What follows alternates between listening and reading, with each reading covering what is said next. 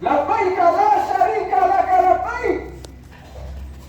Allah subhanahu wa ta'ala baada ya Nabiullahi Ibrahimu ibn Azar kuita na kunadi, enyi watu, Allah amefaradhisha hija kwenu ninyi.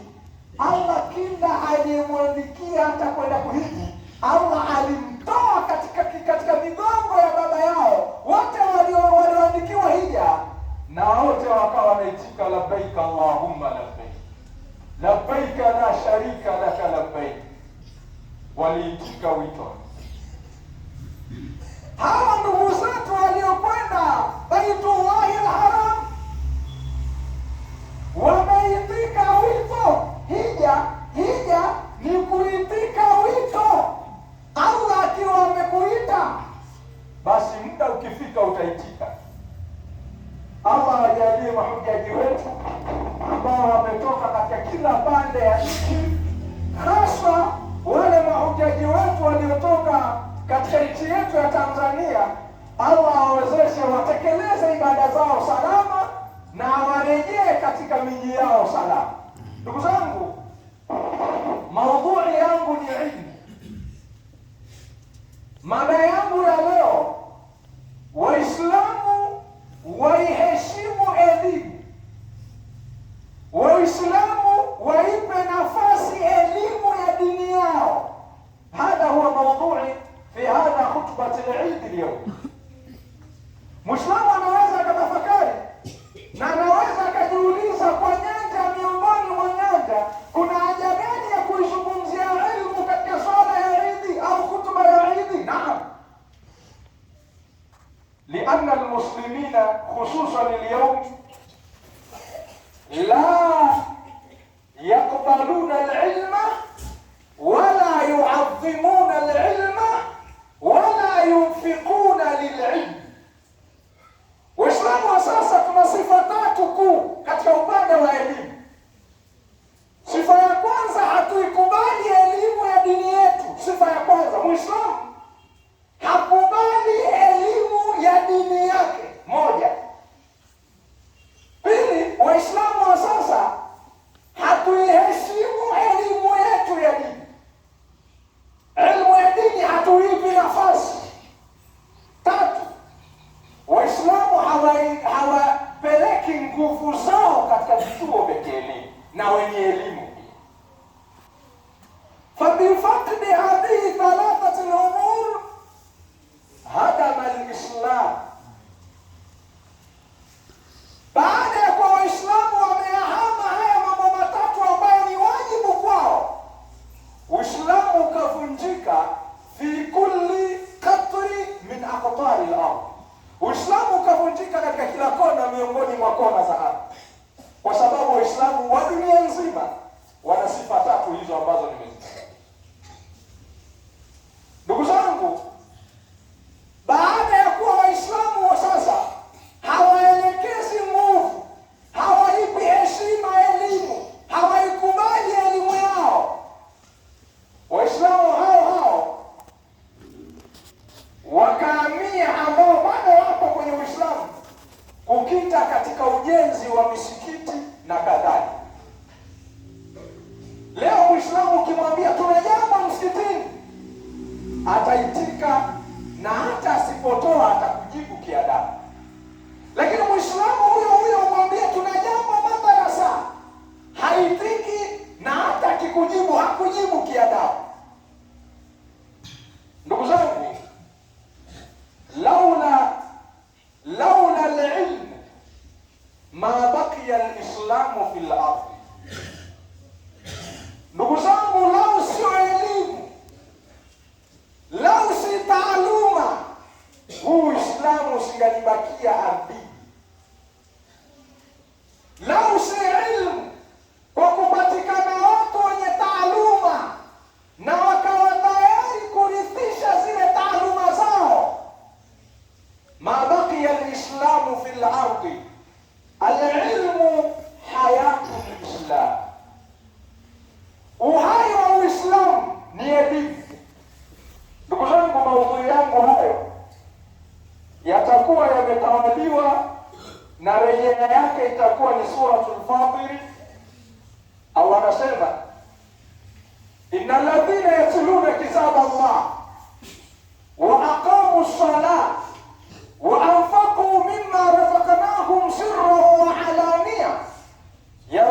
yarjuna tijaratan lan tabur.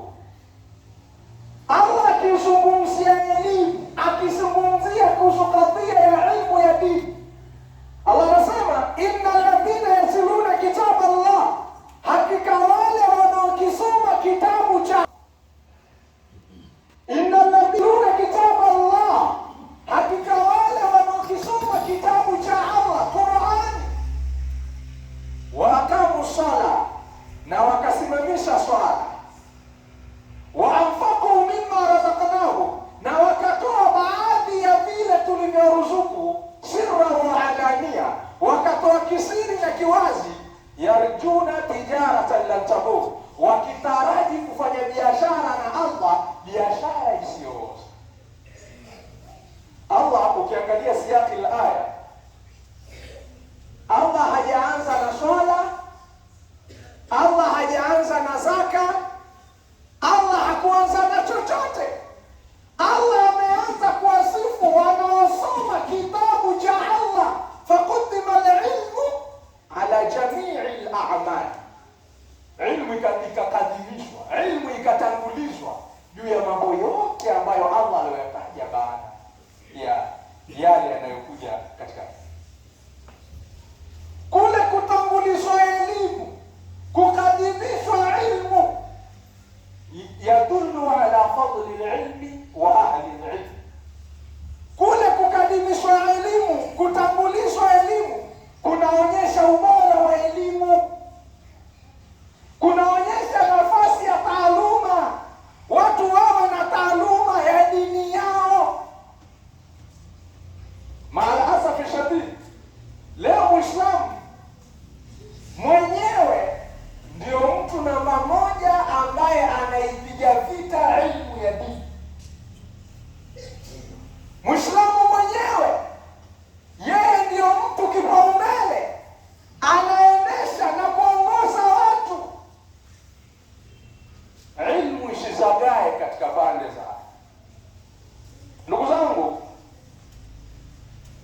jambo la kwanza katika Uislamu ni kuipa kipaumbele ilmu.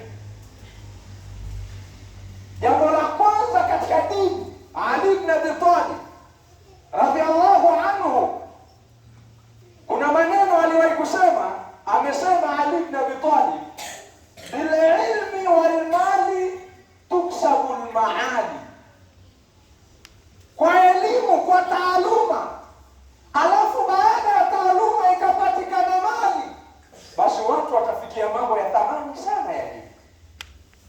Panapokosekana elimu, hakuna mambo yatakayoendelea.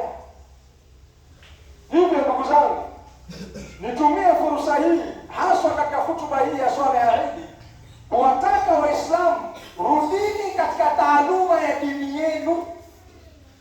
Watu warudi katika kuipa nguvu taaluma ya dini yao.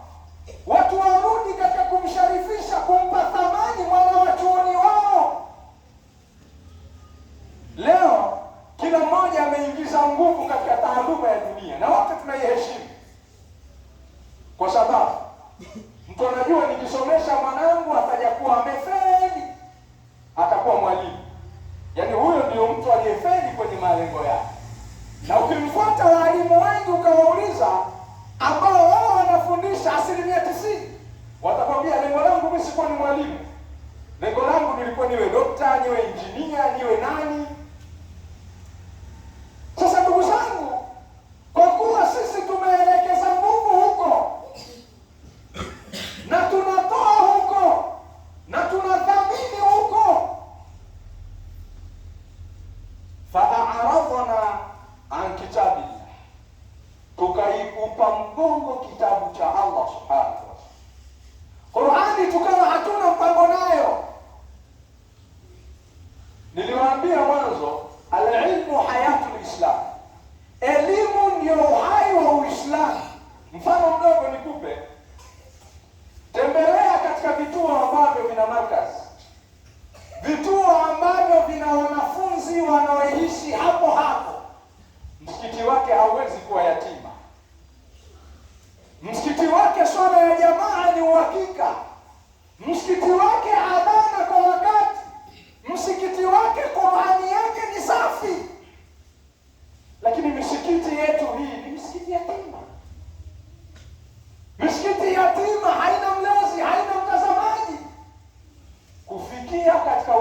nzima, kwa sababu Waislamu wameitolea mgongo